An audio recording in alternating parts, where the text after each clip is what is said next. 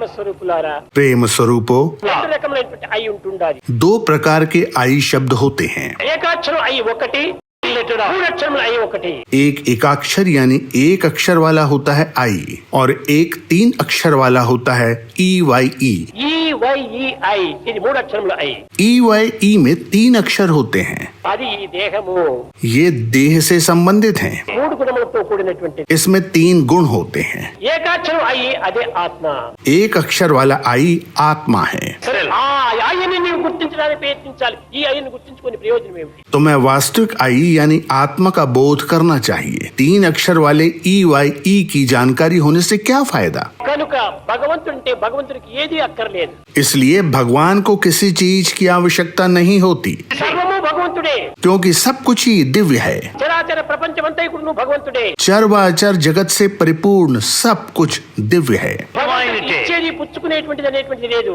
भगवान ना तो कुछ लेते हैं और ना ही कुछ देते हैं। నీ యొక్క హృదయం నుంచి ఆవిర్భవిస్తుంటాది. ऐसे विचार केवल तुम्हारे दिल से निकलते हैं। కనుక ఉపకారమైనటువంటి కర్మలలో మనం ప్రవేశించాలి. इसलिए उपकार के मार्ग पर प्रवेश करो, సేవలో మనం పాల్గొనాలి. सेवा में भाग लो।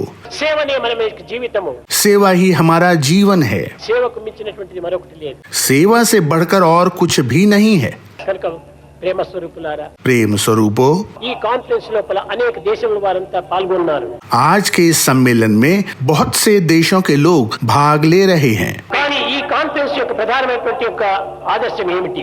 इस सम्मेलन का प्रधान आदर्श या उद्देश्य क्या है? సేవలో మనం పాల్గొనాలి. हमें सेवा में भाग लेना चाहिए। ఎక్కడ ఏ విధమైనటువంటి యొక్క అవసరం ఉంటుందో అక్కడ మన యొక్క జీవితాన్ని, దేహమును, మనసును, ధనమును కూడాను అర్పితం చేసి సేవ చేయాలి. जहाँ कहीं भी अवसर मिले तो अपनी देह, मन और धन को तुरंत सेवा में समर्पित कर दो। ఈ విధమైనటువంటి సేవా భావం చేతనే నీవు ఎంతైనా నాయకుడు కాగలవు. केवल इसी सेवा भावना के कारण तुम एक नेतृत्व देने वाले कहलाओगे। సేవకుడు కాక నాయకుడు ఏ రీతిగా కాగలడు? बिना सेवक बने तुम नायक कैसे बन सकते हो? శంకరుడు ఏ రీతిగా కాగలడు? तुम एक किंकर यानी सेवक बने बिना शंकर कैसे बन सकते हो? నీవు కింకరుడిగా నీవు భావించు, శంకరుడిగా భావించద్దు. ఆటోమేటిక్ గా నీవు శంకరుడు అయిపోతావు. अपने आप को किंकर मानकर सेवा करो तो तुम स्वतः ही शंकर बन जाओगे। మానవులంతా కూడాను రివర్ ను ప్రార్థిస్తున్నారు. నది నీవు గొప్పగా ప్రవహించాలి, మా చెరువులు నింపాలి అని మనం ప్రార్థిస్తున్నాము. आज मानव नदी से प्रार्थना करता है, हे नदी तुम अच्छे प्रवाह के साथ बहो और तालाबों तथा झीलों को भर दो।